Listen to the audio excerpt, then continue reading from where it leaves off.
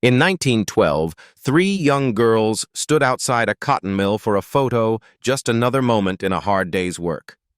But a century later, scientists zoomed in on that same image, and what they found hidden in the face of one girl didn't just rewrite history, it changed medicine forever. In the photograph, they stand stiffly.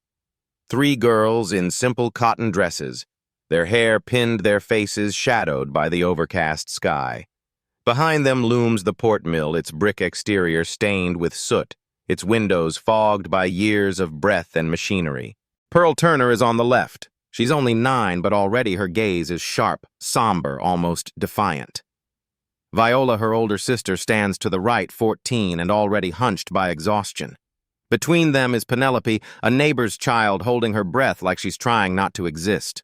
Thomas Himmel snapped the photo and moved on, unaware that his lens had captured far more than a moment. A century later, that same image would change the way we understand human biology. In 2012, tucked inside a dusty folder in the University of North Carolina's archive, the photograph resurfaced during a digitization project. Research assistant Marcus, young and idealistic, flagged it for its stark composition: 3 children outside a textile mill, their eyes too old for their age. But his mentor, Professor Sonia Abernathy, noticed something else. Pearl! Something in her face didn't match the others. Her skin was darker, but not with dirt. Her structure a touch different. And when Marcus pulled her records, the questions only grew. She'd lived. Not just survived the mill, but lived until 1964. Unheard of for a girl who started laboring at 6. Most child mill workers from that era died before 30.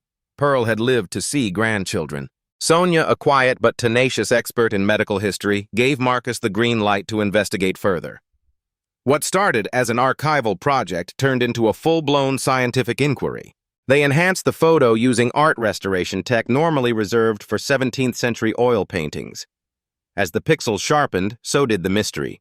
Pearl's facial features, her nasal width, eye fold pattern, and dermal texture suggested a rare genetic expression. The kind not associated with any known ethnic group, but with something adaptive. The research deepened. Sonia cross-referenced historic medical journals, death records, and birth registries. Marcus tracked down Pearl's descendants. And that's when they found Rachel Horton, Pearl's only surviving daughter. Now in her 70s, Rachel opened the door with trembling hands and eyes that had seen too many funerals. Sitting in her small living room surrounded by dusty photo frames and crocheted doilies, Rachel held the enhanced image of her mother as a child for the first time. "That's Mama," she said softly. "I always wondered what she looked like back then."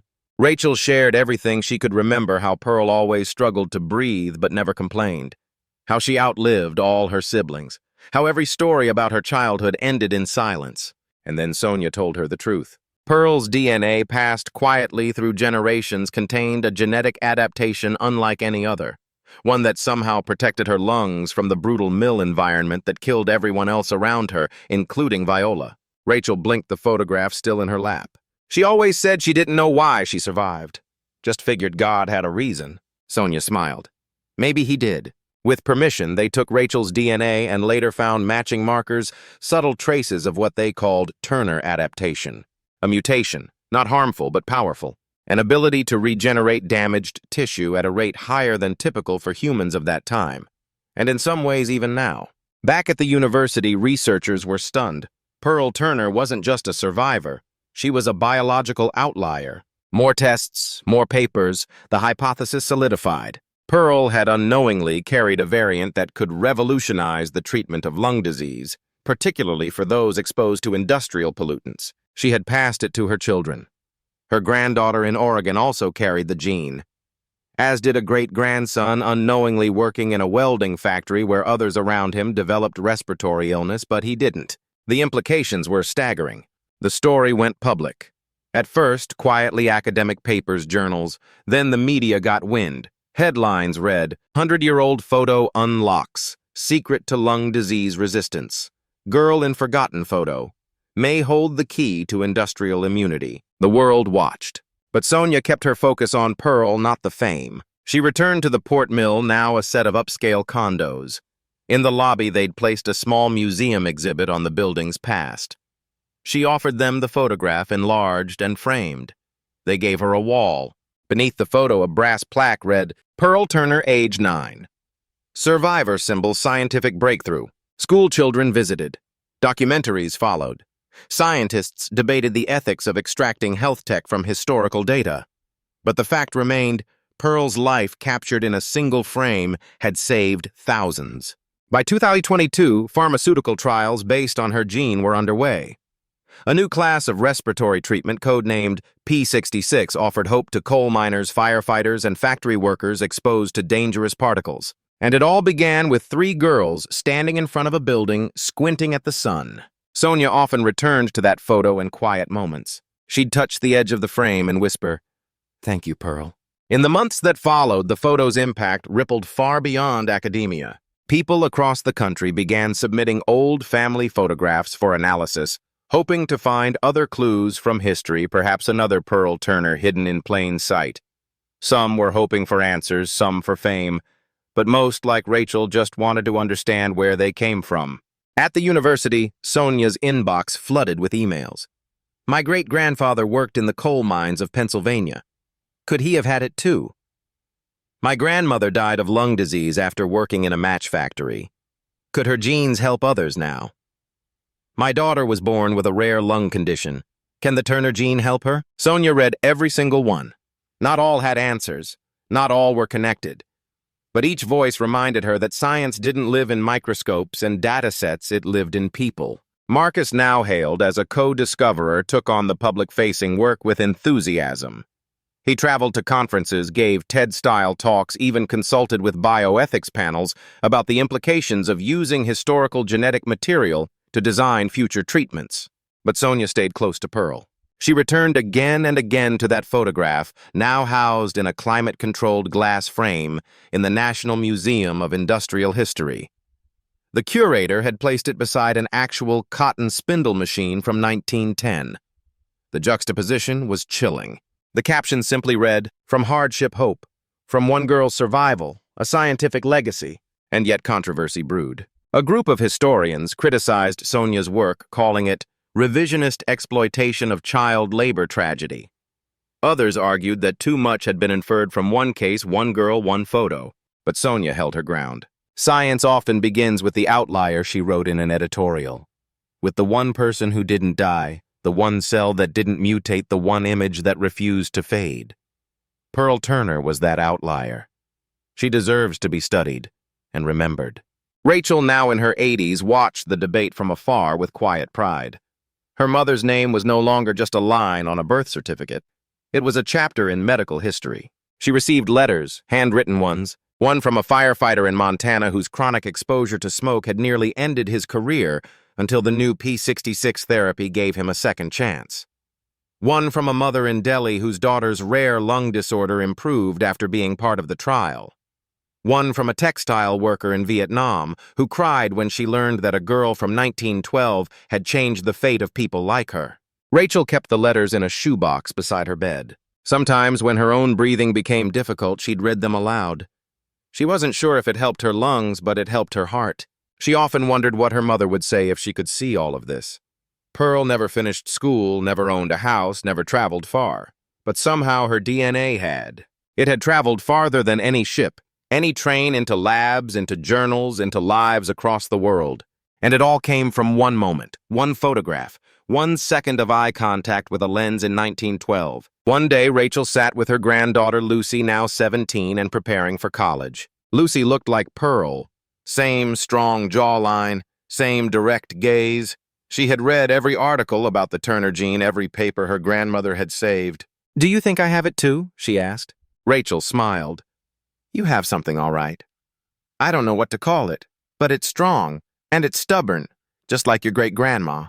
Lucy had already written her college application essay about Pearl. She titled it, "The Girl in the Photograph." She was accepted into pre-med at Duke. At her orientation, she carried a copy of the photograph in her binder. Not because she needed it, but because she wanted to remind herself science isn't just about molecules and charts. It's about stories, real people, ordinary lives with extraordinary consequences. Meanwhile, Sonia's work gained international recognition. At the World Congress on Occupational Medicine in Berlin, she was invited to open the plenary session. Her speech opened not with data, but with Pearl's story. She didn't show graphs, she showed the photograph. She stood silently for a full minute, letting the audience absorb the weight of it. Then she said, "This is not just an image. It's evidence of survival, of suffering, and of the invisible strength some carry without ever knowing it." She received a standing ovation. By the following year, the Turner gene was included in medical school, and the Port Mill, it became a landmark. No longer just a monument to labor, it was a symbol of resilience. School children would visit guided through the exhibit by docents who told them the story not just of Pearl, but of what she represented. Sometimes Sonia would sit in the back during the tours listening. One day a little girl looked up at the photograph and asked, "Why does she look sad?" The guide replied, "Because she was tired. She was 9 and working in a factory. But do you know what else she was?" The girl shook her head. She was a fighter. Years later, when Sonia finally retired from the university, the faculty hosted a small gathering in the old brick library where it all began. Among the gifts was a leather-bound book, her life's work compiled by former students. But the true gift came at the end of the evening. Marcus, now a lead researcher in medical genetics, stood before the small crowd and unveiled a plaque. It was simple, bronze, etched in serif font, "The Turner Archive of Genetic Anomalies, founded in honor of Pearl Turner, whose survival changed science." Sonia's eyes welled with tears. She approached it slowly, touched the corner gently, and smiled.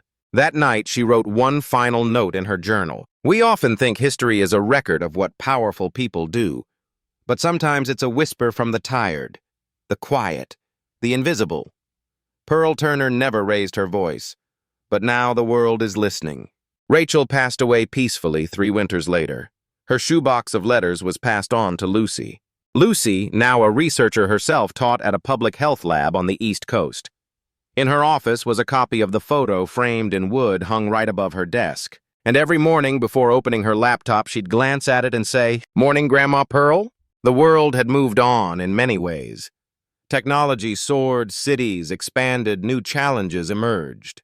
But deep inside the walls of hospitals, labs, and homes where breathing was once a struggle, the legacy of a girl born in 1903 still pulsed quietly through the veins of science. She had posed for a photograph, and 100 years later changed the future. Not by choice, not by intention, but simply by surviving. And sometimes that's more than enough. If Pearl's story moved you, if it made you pause, reflect, or feel the quiet power of survival, don't let her be forgotten again. Leave a comment below. What part of her journey stayed with you the most? Like this video to honor the millions of unheard stories hidden in our past. Subscribe to Tim Stories for more real-life narratives where history whispers and the present finally listens.